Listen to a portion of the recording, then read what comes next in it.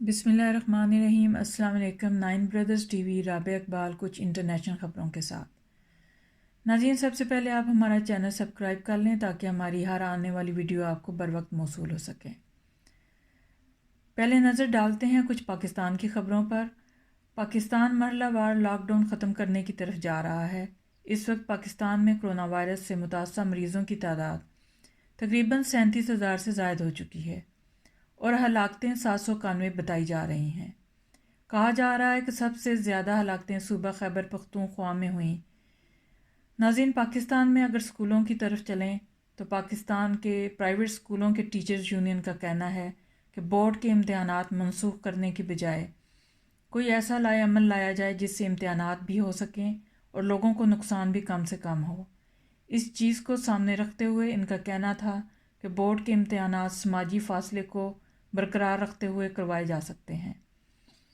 وزیر اعظم عمران خان کے معاون خصوصی صحت ڈاکٹر ظفر مرزا نے ایک پریس کانفرنس میں کہا کہ پاکستان میں بہت جلد کرونا وائرس کی ویکسین کی تیاری شروع ہو جائے گی۔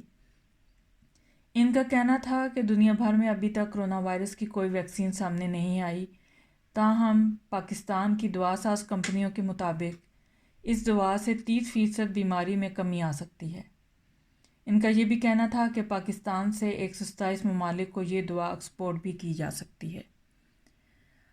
اب ایسٹ لندن الفٹ سے ایک خبر کی طرف چلتے ہیں۔ یہاں ہمارے نمائندے کا کہنا ہے کہ UK میں جب سے لاک ڈاؤن شروع ہوا تب سے احمدیہ کمیونٹی عوام الناس کی خدمت میں پیش رہی۔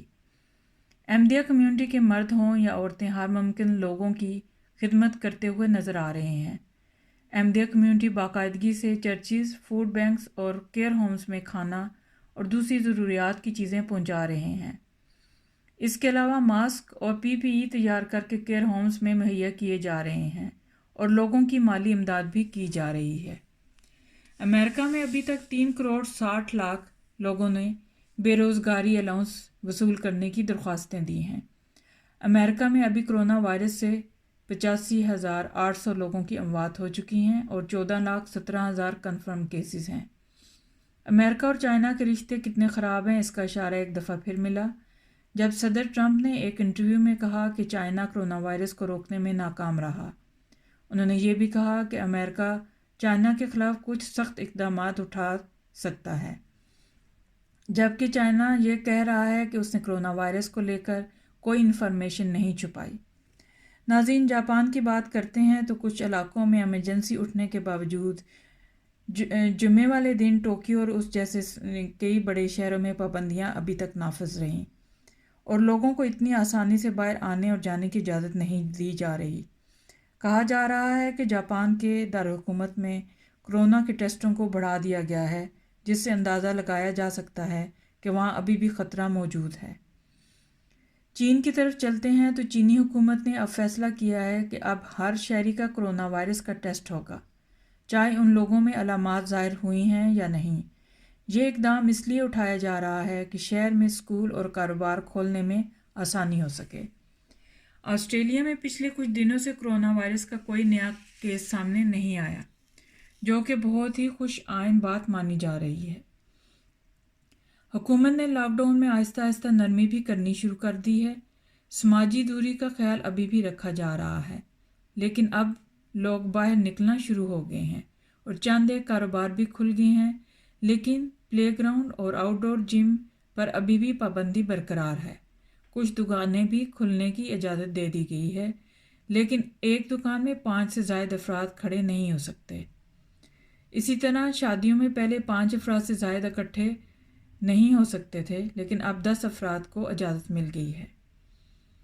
WHO کا کہنا ہے کہ افریقہ میں 25 کروڑ افراد کرونا وائرس کے مرض میں مبتلا ہو سکتے ہیں اور اس مرض کی وجہ سے 1,90,000 افراد کی ہلاکت ہو سکتی ہے۔ یمن کی طرف چلتے ہیں تو یمن میں کرونا وائرس سے ہلاکتوں کی تعداد میں تیزی سے اضافہ ہو رہا ہے۔ اس وائرس کے پھیلنے کا خدشہ بھی بڑھتا جا رہا ہے۔